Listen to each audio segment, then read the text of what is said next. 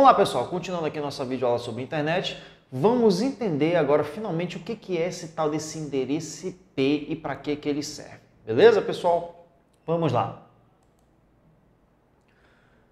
O IP, o Internet Protocol ou protocolo de internet, é um endereço que indica um local de um host.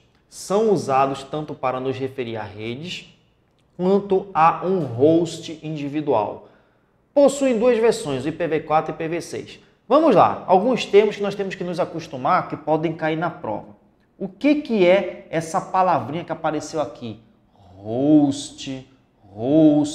O que é o host? O host, na verdade, ele é um computador. Então, qual é a ideia de um endereço IP? Todas as vezes que um determinado dispositivo, não interessa se ele é um tablet, se ele é um celular, se é um notebook, se é um computador de mesa, não interessa. Toda vez que um dispositivo ele se conecta em uma rede de computadores, ele precisa ser identificado de forma única perante a todos os outros dispositivos que também já estão conectados naquela rede.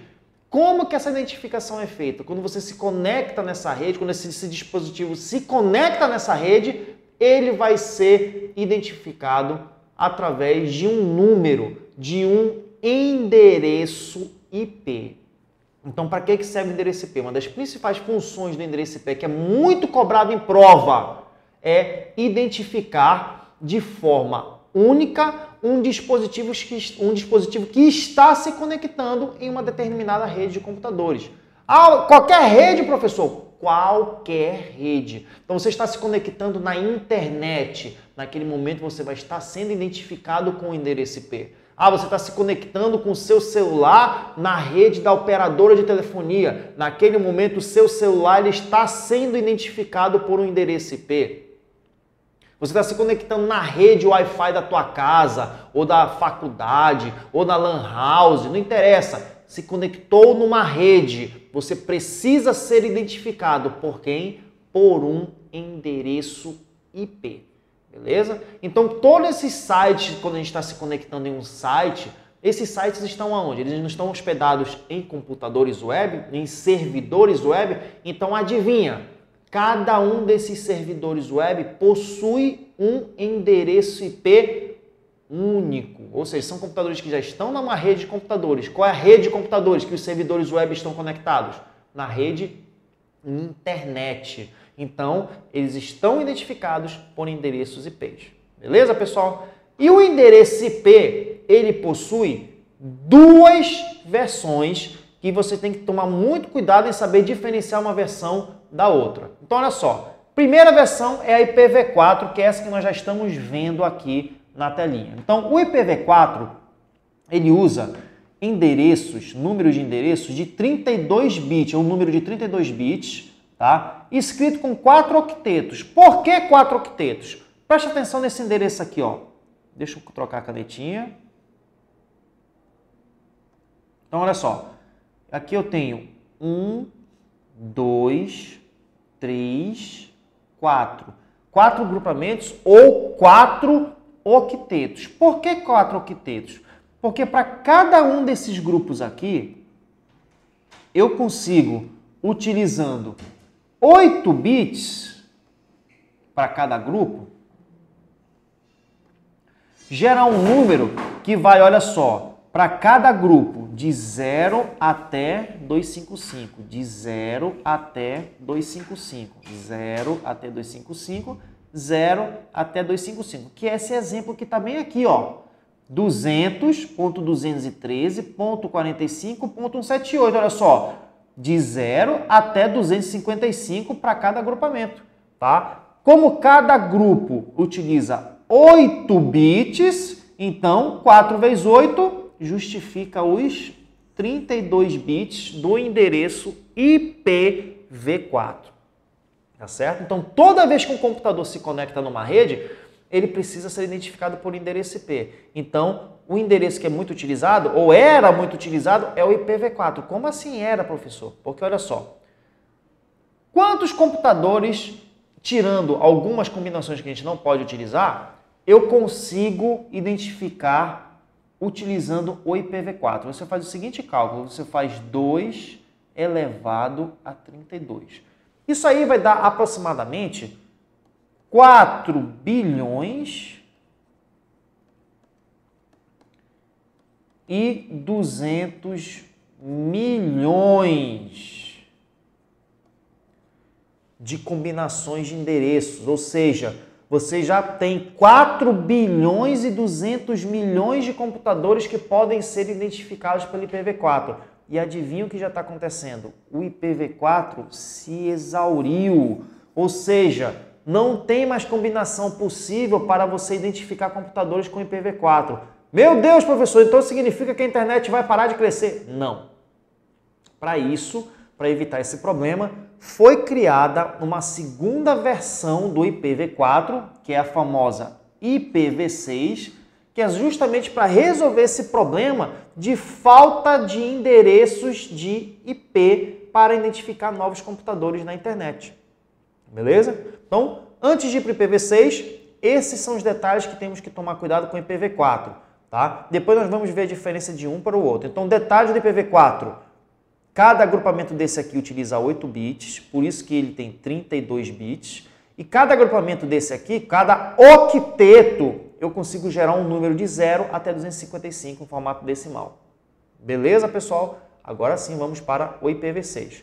Olha só, versão 6, o IPv6.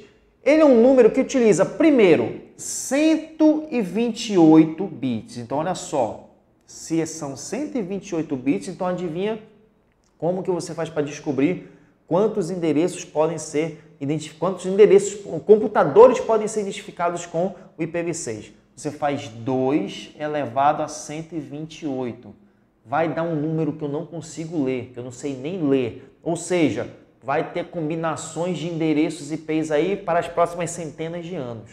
Tá? Ou seja, não vai faltar combinação para identificar computador na rede de computadores. O IPv6 ele já tem uma estrutura bem diferente. Olha só, são 8 grupos, cada um com 16 bits. Olha só, 8 grupos. 1, 2, 3, 4, 5, 6, 7, 8 grupos. Cada grupo com 16 bits, ou seja, 16 vezes os 8 vai justificar os 128 bits. Beleza? Cada grupo é preenchido com 4 dígitos em hexadecimal, de 0 a 9 e de A até F. Então, olha só, esse dígito aqui, ó, dígito 3, dígito 2, dígito 0, dígito 0. Olha só, o dígito D, perdão, D de dado, C de casa, B de bola, A de avião, tá vendo? Caracteres hexadecimais. Então, olha só, cada dígito desse aqui, ó, ou é de 0 a 9 ou de A até F, tá? E você tem os 8 grupamentos aí. Então, esse é o IPv6, beleza? Existem formas de representação desse mesmo endereço aqui para melhorar, diminuir a representação dele. Por exemplo, eu posso desconsiderar os zeros à esquerda. Então, olha só, o zero daqui, ó, sumiu. O zero daqui, ó, sumiu. Os zeros aqui, ó, só considerei um zero. Os 2 zeros aqui, ó, aqui não tem zero nenhum. E os 2 zeros aqui, ó, sumiram também, ó, só ficaram esses daqui. Então, olha só, eu desconsidero os zeros à esquerda. Ou então posso fazer o seguinte, quando eu tenho grupamentos de zeros seguidos, tá? Se tivesse aqui 0, 0, 0, 0, 0, 0, 0, 0, tivesse mais um monte de 0, 0, 0 e só aparecesse esse 23 aqui, por exemplo, eu posso fazer isso aqui, ó. Continua tirando os zeros à esquerda. E eu posso resumir ainda mais o tamanho do endereço quando tiver zeros seguintes, né, consecutivos no endereço. Então, olha só, esses 3 endereços aqui são iguais, só que são representações diferentes do mesmo endereço, beleza? Então, cuidado, porque isso pode ser questão de prova. Então, olha só bem a diferença do IPv4. Tá, vou botar esse, vou inventar um IPv4 qualquer aqui, ó. Vou inventar um IPv4. 200.100.110.257. E aí? Primeiro, qual a versão deste endereço IP aqui e a versão desse endereço IP? Então, o IPv4, 4 grupamentos. Tem que estar de 0 até 255 cada grupo. Ah, então exatamente, isso aqui está errado. Esse endereço ele é inválido. Por quê? O que esse 257 está fazendo aqui? Questão de prova. Pode ser uma questão, você validar os endereços IPs. Tá? Você tem que diferenciar, saber diferenciar quem é um do outro. Olha só, o IPv6 utiliza 2 pontos para separar cada agrupamento do endereço. O IPv4 ele utiliza o quê? Ponto. Tá vendo aqui? Ele utiliza ponto. Tá? O IPv6 ele utiliza caracteres hexadecimais, números hexadecimais. Olha, aparecem letrinhas aqui, ó, tá vendo? De A até F.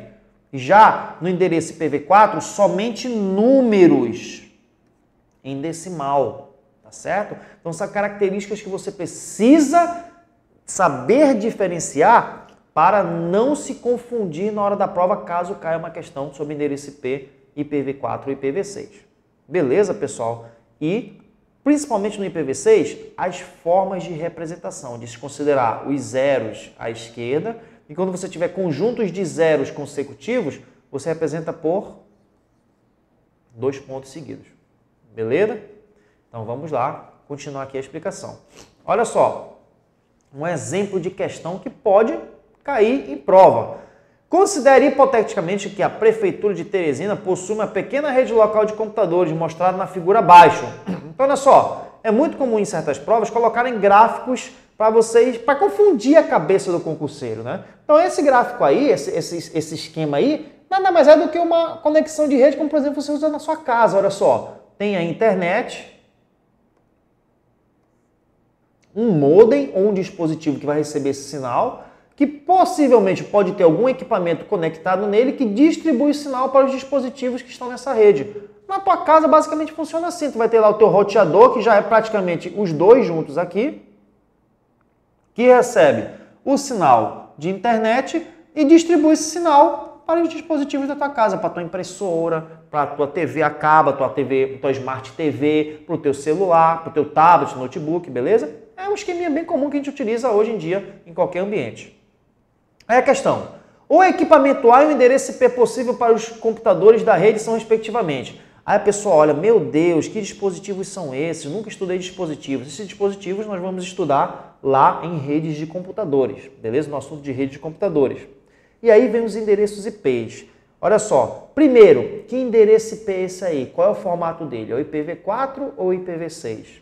Olha só, isso aí é o IPv4. E aí, quais são as regras do IPv4? São 4 octetos, cada um com 8 bits, e você consegue gerar números de 0 a 255. Então, olha só esse endereço da letra A.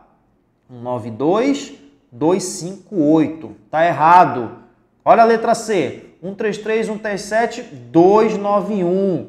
Olha esse aqui da letra D. 279.257. Está errado. Olha a letra E. 257 de novo. Aí sobrou quem? Olha a letra B. 192. 168, 156, todos entre 0 e 255. Então, resposta aí, tranquilona, letra B.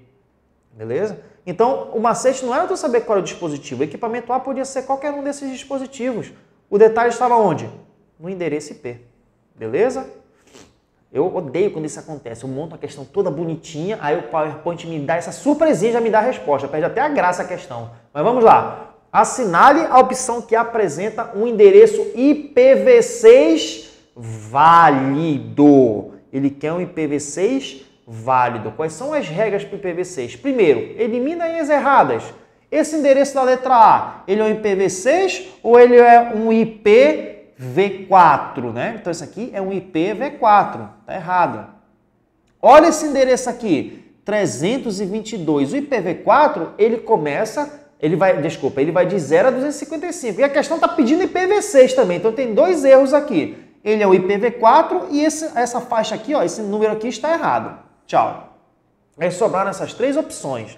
Vamos lá. Regra para o IPv6. Os números estão em hexadecimais cada dígito de 0 a 9 e de A até F. Aí olha aqui na letra C, o primeiro caractere que aparece, H. Se é de A até F, o H e esse I não podem aparecer aí. Nem aqui, ó. Aqui tá errado, tá errado, tá errado. Então, em resumo, letra C, errado. Seguindo essa mesma regra, o que que esse R está fazendo aqui? O que que esse H, esse J estão fazendo aqui? O que que esse G está fazendo aqui? Nem perde tempo, questão errada. Aí resposta, a única possível que está corretinha. Olha aqui, ó, de 0 até 9 cada dígito, de 0 até 9 a cada dígito, tem o A, tem o B, 0 até 9, enfim, nossa resposta, letra E. E aí, a outra questão. O IPv6 é um endereçamento de IPs que utiliza 32 bits? Não, o IPv6 utiliza 128 bits. Ele utiliza 128 bits. Então a resposta está errada. Beleza, pessoal? Então tá aí exemplos de questões que podem ser cobradas em relação ao endereço IP. Lembrem-se desses detalhezinhos, tá bom, gente? Vamos lá. O que vem a ser esses domínios? Imaginem o seguinte, olha só, olha essa situação. Imaginem que vocês, deixa eu apagar esse slide aqui, que você tem um site, tá? Um computador, cujo endereço IP dele é 200.100.21.30. Aí você tem um outro computador que é o 201.110.25.30. Aí tem um outro computador aqui que é o 197.10.20.11. Então estou colocando endereços aleatórios aqui para cada um desses computadores. E esses computadores estão aonde? Na internet. Adivinha só, esses computadores hospedam sites, né? Então são servidores web que hospedam sites. Então imagina o seguinte, você quer acessar o site, por exemplo, aqui do seu e-mail. O seu webmail, né? Aí você vai, ao invés de utilizar aquele nome amigável que você conhece, você tem que obrigatoriamente utilizar endereços IPs. Então você tem que decorar que o site do teu e-mail é o 200.100.21.30. Ah, aquele jornal que você gosta de ler toda manhã na internet é o 201.110.25.30. Ah, aquele serviço de vídeos que você gosta de assistir de vez em quando, ele é o 197.10.20.11. Aí você está no meio de uma apresentação, aí você quer entrar num site, por exemplo, de uma informação técnica, que é o 200.100.21.25. É quando você entra nesse serviço, aparece uma página pornográfica. Meu Deus, não era isso que eu queria mostrar para vocês. Era o outro endereço, é o endereço 26, que era o do serviço que eu quero mostrar para vocês aqui no navegador. Olha só a salada, já imaginou? No meio de uma apresentação, tu sem querer trocou os números dos endereços e apareceu uma página indevida. Olha a vergonha que tu vai passar. Então, qual é a ideia? Olha a dificuldade que você vai ter em decorar números, endereços IPs para poder acessar os serviços que vocês estão acostumados a usar diariamente. Eu, por exemplo, eu acesso pelo menos uns 10, 15 sites por dia, só de manhã cedo, para me atualizar em relação a materiais de concurso, jornais, blogs de informações, e-mail, não é verdade? Então, olha só, são vários números que eu teria que decorar, uma hora ou outra eu ia esquecer, ou eu ia ter que ter uma cadernetinha, né? Um caderninho, um arquivo dizendo, olha, esse número aqui é o do e-mail, esse número aqui é o do jornal. E aí ia ficar um negócio chato, né? Só que agora o que é mais fácil?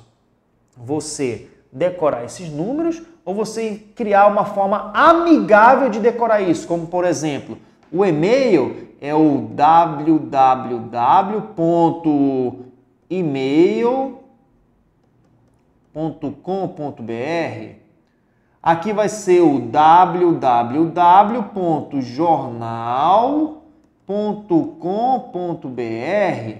Aí aqui vai ser o www.videos.com.br. E aí, o que fica mais fácil você decorar? Isso daqui, esse nomezinho amigável ou esse monte de número IP? Com certeza, os nomes amigáveis. Então, esses nomes amigáveis aqui é o que nós chamamos de domínios. Tá? Então, os domínios são uma forma amigável de você conseguir decorar o nome de algum serviço que você acessa lá na www. Por quê? Lembrando que esses serviços, esses sites, eles estão armazenados em computadores chamados servidores web, que estão na rede internet. E se estão em rede, eles precisam ser identificados com endereços IPs. Tá certo? Então, na prática, você está acessando um computador que está hospedando o seu site. Beleza? Então, essa que é a ideia dos domínios. Agora sim, podemos voltar lá para a apresentação. Então, o que são os domínios? É uma forma amigável, fácil de decorar, que criaram para podermos localizar as coisas na internet. Por exemplo, www.souconcurseiriovopassar.com.br é um nome amigável para que não precisemos decorar o endereço IP daquele computador que está hospedando os arquivos do site do Sou Concurseiro e Vou Passar. Então, os nomes de domínio são organizados no Serviço de Nomes de Domínio, ou DNS. Então, olha só, esse cara, quem é o DNS? Então, voltando para cá, o DNS é justamente quem vai fazer o casamento, olha só, deste número IP, que é do computador, que hospeda o serviço do jornal, por exemplo. Então, ele vai ter um banco de dados que ele vai casar. Olha, o www.jornal.com.br é o IP 201.110.25.30. Ah, o www.videos.com.br é o 197.10.20.11. Então, o responsável por manter esse casamento do nome de domínio com o endereço IP do computador que está hospedando aquele serviço que você quer acessar se chama DNS, ou Domain Names System,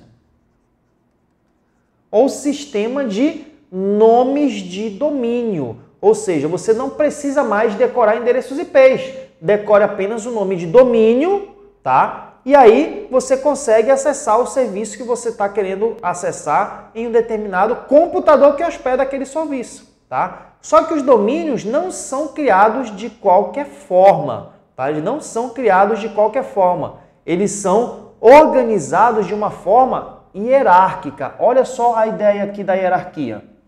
Você vai ter sempre... Olha só, por exemplo, vou escrever aqui do lado, vou abrir a canetinha aqui, o www.souconcurseiriovopassar.com.br.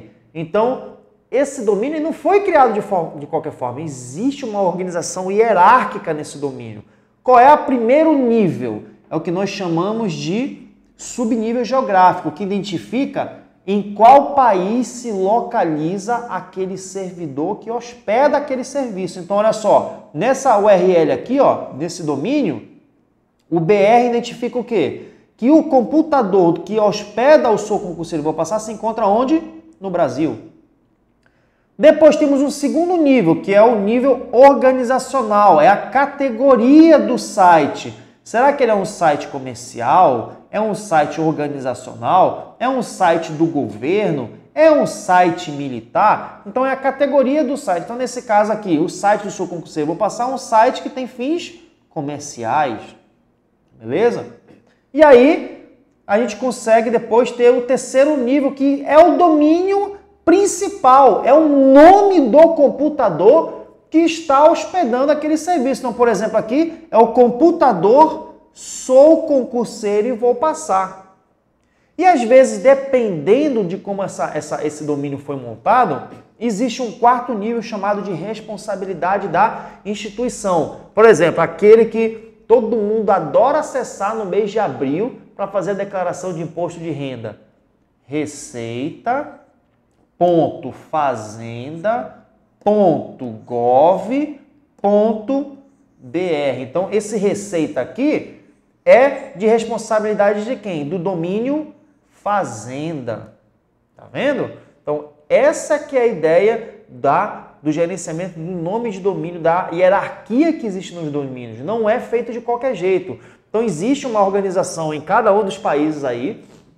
Cada país existe uma organização que serve para gerenciar a criação dos nomes de domínio. Não é você que cria, você dá uma sugestão do que você quer para o nome do seu computador, que seria o domínio. Agora, se ele vai ser comercial, organizacional, governamental e o país, vai depender dessa empresa aí que gerencia, dessa organização que gerencia os nomes de domínio, tá certo? Então essa que é a ideia dos domínios.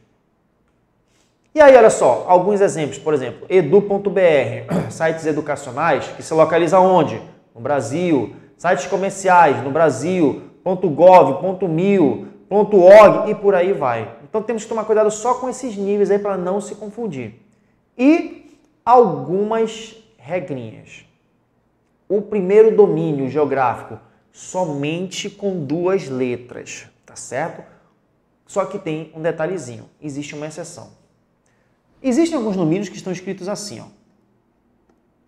www, por exemplo, .souconcurseiro.voupassar.com. Aí não aparece o subdomínio geográfico. Que exceção é essa?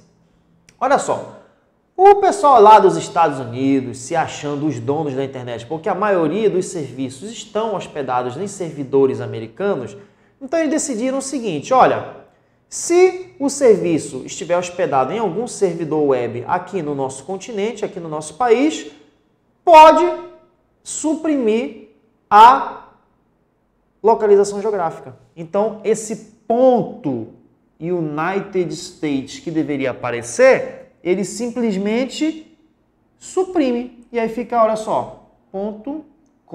Então, quando você pegar um endereço desse jeito, assuma que, provavelmente, este site aqui, ele se encontra onde? Em um servidor americano. Beleza? É a única exceção para o subdomínio geográfico. Então, todos os outros têm que vir com as 2 letras. Por exemplo, .japão. Então, se o site estiver no Japão, .jp. Se estiver na Argentina, .ar. Se estiver no Brasil, .br. Se estiver na Itália, .it. Você não tem que decorar cada um desses, mas você tem que entender que esses 2 carinhas que aparecem no final aqui, ó, são os subdomínios geográficos. É o primeiro que vai aparecer. Beleza? Vamos lá. Outro exemplo, tá? Que é muito comum. Sites educacionais às vezes não possuem um subdomínio de categoria. Às vezes acontece isso daqui, ó. www.souconcurseiro.voupassar.br. Então o que acontece aqui? Provavelmente no momento do registro desse domínio, a empresa lá, a organização que é responsável pela identificação dos domínios, não conseguiu ou não tem uma categoria específica para colocar esse site. Então o que eles fazem? Beleza, não vamos deixar de publicar teu site, mas tu vai ficar sem uma categoria, por exemplo. Tá? Isso é uma hipótese, tá certo, pessoal? Não quer dizer que essa é a regra. Então acontece que alguns domínios ficam sem a categoria. E se eles estão na categoria, obrigatoriamente tem que vir quem? O subdomínio geográfico. Então, o que acontece se, por exemplo, tiver este site e ele estiver localizado nos Estados Unidos? Vai poder ficar sem um subdomínio geográfico? Não. Nesse caso, como não tem a categoria, eu tenho que colocar o ponto US. Tá certo? Então, aí sim o ponto US aparece. Então, esses são alguns detalhes que nós temos que tomar cuidado na hora de trabalharmos com os domínios. Beleza, pessoal? E aí sim vem o nosso querido DNS, que eu já expliquei para vocês para que serve o DNS. Então, olha só, o Domain Name System, ou sistema de nomes de domínio, o DNS é um serviço usado para realizar a tradução dos nomes de domínio, aqueles nomes amigáveis que são nas URLs, na verdade, em endereços IPs. É uma base de dados hierárquica distribuída para a resolução de nomes de domínio em endereços IPs e vice-versa. É uma base hierárquica porque os domínios são separados por níveis, como nós vimos anteriormente. Esses níveis da estrutura hierárquica são os subdomínios geográficos, subdomínios organizacionais e os domínios que foi que a gente aprendeu. Então, olha só, você digita aí um site e, na verdade, vai ser buscado o endereço IP deste site, que é o do computador que hospeda essa página, através de quem? Através do DNS. Hoje, praticamente, se não existisse o DNS, não existiria essa facilidade que a gente tem de conseguir acessar conteúdos na internet. Tá bom? Então, olha só, um detalhezinho que às vezes é cobrado em prova. Resolução de nomes de domínio em endereços IPs, ou seja, você digita o domínio lá no teu navegador e aí vai ser descoberto quem? O endereço IP. Então, isso aí é resolução de nomes de domínio. Mas, às vezes, eu preciso, através do endereço IP, descobrir quem é o nome do domínio. E aí eu dou o nome disso de DNS reverso. Tá? Cuidado que isso já foi cobrado em prova e muita gente errou porque não conhecia esse conceito. Então, quando eu descubro o endereço IP através do nome do domínio, é o DNS comum, é a função do DNS comum. Agora, quando eu tenho o endereço IP e quero descobrir o nome de domínio, aí sim é o DNS reverso, beleza? Muito cuidado com isso, tá bom? Exemplos de questões que podem cair sobre esse assunto. Olha só, os serviços da internet são disponibilizados por meio dos protocolos do conjunto TCP/IP. TCP/IP, que diabo é isso, professor? Calma, vamos já chegar nos protocolos. Em que o protocolo IP é utilizado para identificar cada um dos computadores, terminais, dispositivos e servidores da rede internet. Entretanto, como a memorização dos endereços IPs não é intuitivo e fácil, foi estabelecida a identificação equivalente por meio de nomes de domínio. Olha só, tudo que a gente viu até agora. O serviço de rede no conjunto TCP/IP que realiza o correlacionamento entre o nome do domínio e o respectivo endereço IP. Ou seja, quem é aquele carinha que faz o casamento do nome do domínio com o endereço IP? Adivinha quem é? Opa, tá errado isso aqui na DHCP não, tá? É DNS, tá? Esse gabarito tá errado, tá bom? Gabarito errado, o DHCP ele faz outra coisa, depois eu corrijo isso, tá? Então, a resposta correta aqui é o DNS, tá? DNS é a resposta correta, tá bom? Então, quem faz esse casamento é o nome de domínio e o endereço IP é o DNS. O que o DHCP faz? Que eu coloquei o gabarito errado. O DHCP a gente vai ver daqui a pouco que é ele que é responsável por gerar os endereços IPs no momento em que um dispositivo se conecta na rede. Beleza? Vamos ver isso daqui a pouquinho, tá bom? Então, a resposta aí seria a letra D de doido. Vamos lá. Vamos encerrar essa parte dessa aula aqui, tá certo? E aí, a gente, na próxima videoaula, começa essa parte mais específica de protocolos de comunicação. Tá bom, pessoal? Continua aí com a gente.